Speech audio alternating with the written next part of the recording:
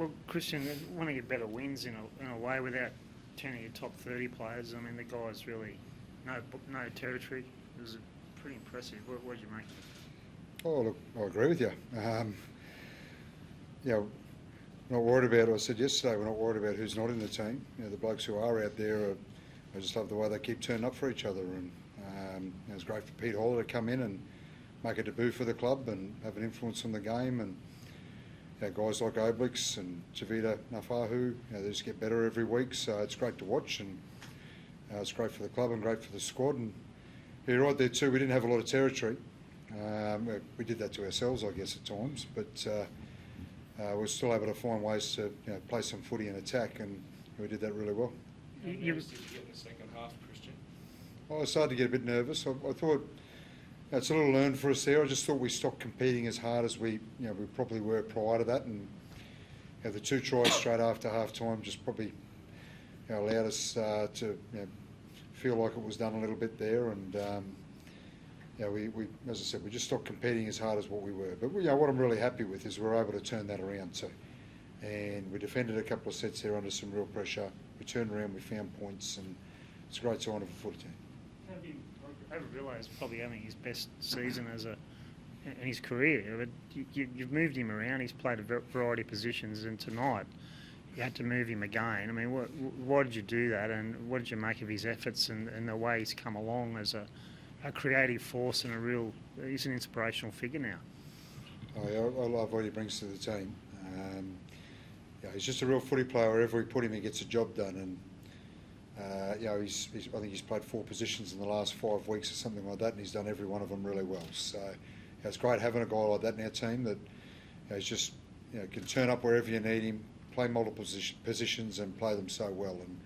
And why did I move him there? I just felt that last week we didn't quite get the attack on that we needed, and we're a little bit vulnerable on that left edge. And I thought he did a great job in how he in what he brought, and he brings a running game, he brings a support game, and he brings a very good defensive game. He's on Jeremiah Nanai as a terrific player there tonight, and they kept going to that edge, and I thought he did a great job.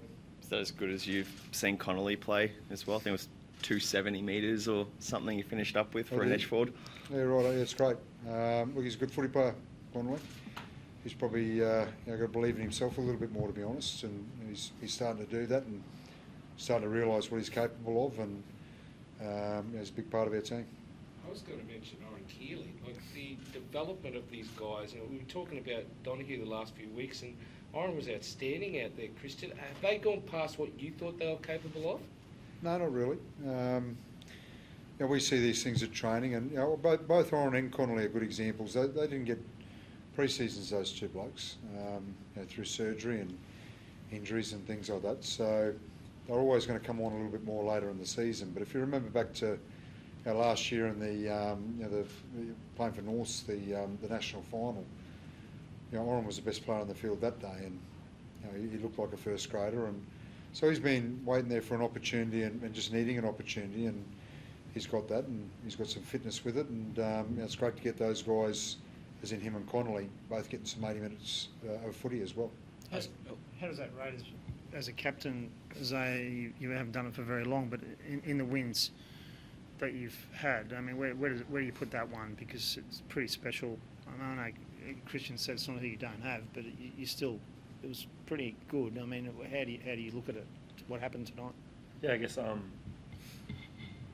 like you said, it's probably up there with one of the better wins as a club. Just with the fact that you got guys like Tavita, that Wolfie spoke about, Peter, Orblex, Oren, Kurt, all playing first grade week in, week out now, and taking their opportunities and being confident about it.